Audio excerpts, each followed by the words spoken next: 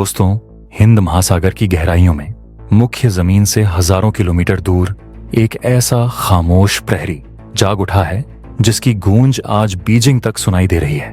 क्या आप जानते हैं कि समंदर के बीचों बीच भारत का एक ऐसा अदृश्य विमान वाहक पोत है जो हिलता नहीं है, डूबता नहीं है, लेकिन दुश्मन की हर हरकत पर बाज जैसी नजर रखता है। जी हाँ, मैं बात कर रहा हूँ एक ऐसे एयरबेस की जो 2004 की सुनामी में बर्बाद हो गया था, लेकिन हमारे वायुवीरों के जज्बे ने उसे फिर से खड़ा कर दिया। और आज वहां कुछ ऐसा हुआ है जिसने ईस्टर्न इंडियन ओशन यानी पूर्वी हिंद महासागर का पूरा नक्शा बदल दिया है। यह सिर्फ कंक्रीट और तारकोल से बनी सड़क नहीं है, बल्कि यह भारत की सुरक्षा की वो लक्ष्मण रेखा है जिसे पार करने की जुर्रत कोई दुश्मन नहीं कर सकता। दोस्तों, बीच समंदर में भारत ने एक ऐसा एयरबेस बना लिया है जिसे दुनिया भारत का तीसरा एयरक्राफ्ट कैरियर कह रही है। कई डिफेंस एक्सपर्ट कह रहे हैं कि भारत का यह एयरक्राफ्ट कैरियर भले ही समंदर के बीच में एक जगह टिका हुआ है, लेकिन यह किसी भी तरह से एक एयरक्राफ्ट कैरियर की तरह की काम करेगा।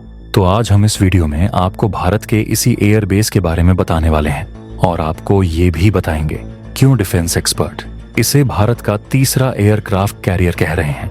लेकिन वीडियो में आगे जाने से पहले इसे बनाने वाले और इस तरह के रणनीतिक सोच को हमारा सलाम।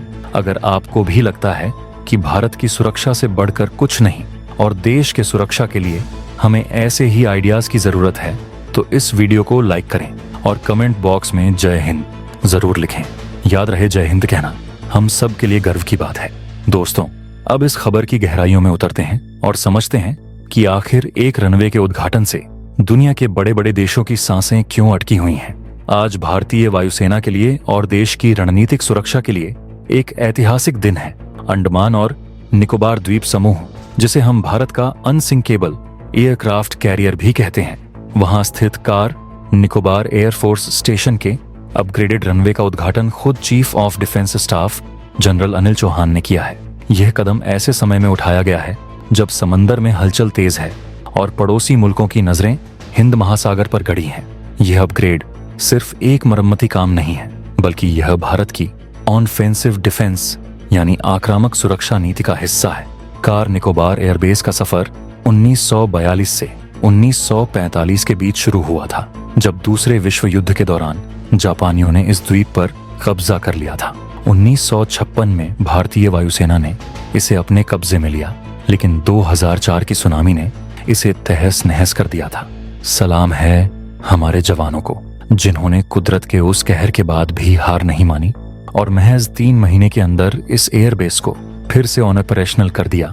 लेकिन आज का यह नया स्वरूप उस पुराने एयरबेस से कई गुना ज्यादा घातक और आधुनिक है। इस आधुनिकीकरण को समझने के लिए हमें इसके तकनीकी बदलावों को देखना होगा, जो सीधे तौर पर हमारी युद्ध क्षमता को बढ़ाते हैं। यहाँ 4 बड़े बदलाव हुए हैं जिन्होंने इस एयरबेस की तासीर बदल दी है। पहला, रनवे की सतह को पूरी तरह नया और मजबूत बनाया गया है ताकि यह भारी भरकम और आधुनिक फाइटर जेट्स का भार झेल सके। दूसरा, एप्रन एरिया को बड़ा किया गया है, जिसका मतलब है कि अब हम एक साथ कई स्क्वाड्रन फाइटर जेट्स और CH-130J जैसे भारी ट्रांसपोर्ट विमान यहां तैनात कर सकते हैं। तीसरा और बेहद महत्वपूर्ण बदलाव है नया टैक्सी ट्रैक, जो आपातकाल में एक सेकेंडरी रनवे की तरह काम कर सकता है। और चौथा बदलाव है रनवे का विस्तार। अब इसकी लंबाई 2717 मीटर और चौड़ाई 43 मीटर हो गई है। इसका सीधा मतलब यह है कि अब यहाँ सुखोई 30 MKI और जगुआर जैसे डीप पेनिट्रेशन स्ट्राइक एयरक्राफ्ट आसानी से दिन रात ऑपरेट कर सकेंगे। लेकिन दोस्तों, इन तकनीकी बातों से ज्यादा जरूरी यह समझना है कि आखिर यह एयरबेस चीन, पाकिस्तान और बांग्लादेश जैसे देशों के समीकरण को कैसे बिगाड़ रहा है, क्योंकि असली खेल तो नक्शे पर खेला जा रहा है। सबसे पहले बात करते हैं हमारे सबसे बड़े प्रतिद्वंद्वी चीन की, जिसके लिए कार निकोबार का ये एयरबेस किसी बुरे सपने से कम नहीं है। आप सभी मलक्का स्ट्रेट के बारे में जानते होंगे, जो दुनिया का सबसे व्यस्त समुद्री रास्ता है, और कार निकोबार एयरबेस इसके मुहाने पर एक पहरेदार की तरह खड़ा है। चीन का 80% से ज्यादा तेल और व्यापार इसी रास्ते से होकर गुजरता है। इसे चीन की मलक्का स्ट्रेट कहा जाता है, डिलेमा कहा जाता है। अब तक चीन को लगता था कि वह अपनी नौसेना के दम पर हिंद महासागर में घुसपैठ कर लेगा, लेकिन इस एयरबेस के अपग्रेड होने के बाद भारत ने चीन की उस दुखती रग पर हाथ रख दिया है। अगर कल को चीन हिमालय पर कोई हरकत करता है तो भारत का निकोबार से अपने सुखोई और ब्रह्मोस मिसाइलें दागकर मलक्का स्ट्रेट को पूरी तरह चोक कर सकता है।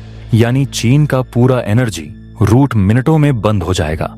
चीन के जहाज जब तक हिंद महासागर में घुसेंगे उससे पहले ही वे भारतीय वायुसेना की रडार और मिसाइल की रेंज में होंगे। यह एयरबेस भारत को वह लीवरेज देता है जो परमाणु बम से भी ज्यादा ताकतवर है। दुश्मन की अर्थव्यवस्था का गला घोंटने की ताकत सिर्फ चीन ही नहीं, इस एयरबेस की धमक हमारे पश्चिमी पड़ोसी पाकिस्तान तक भी साफ सुनाई दे रही है।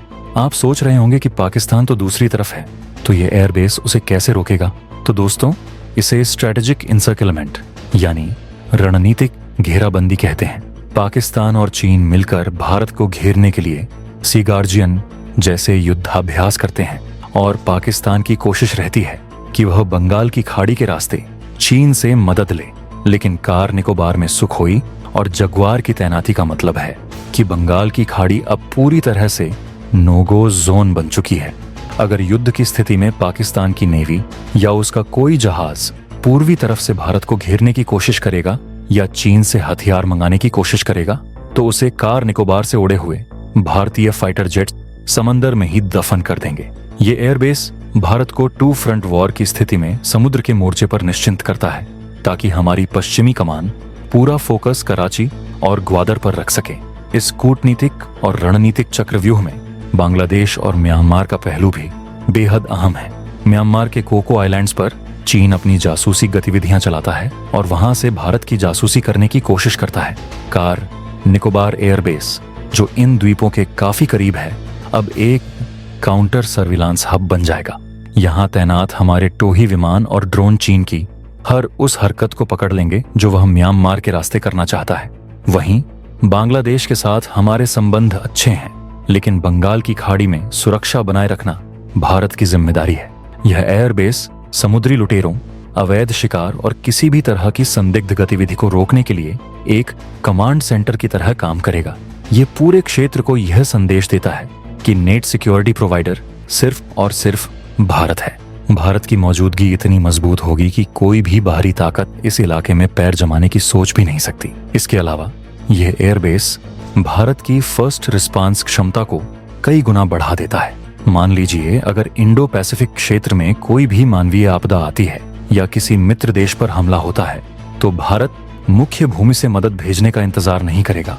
कार निकोबार में तैनात C-130J सुपर हरक्यूलिस विमान और क्विक रिएक्शन टीमें मिनटों में वहां पहुंच सकती हैं। यह भारत की छवि एक विश्व गुरु और एक जिम्मेदार सुपर पावर के रूप में स्थापित करता है।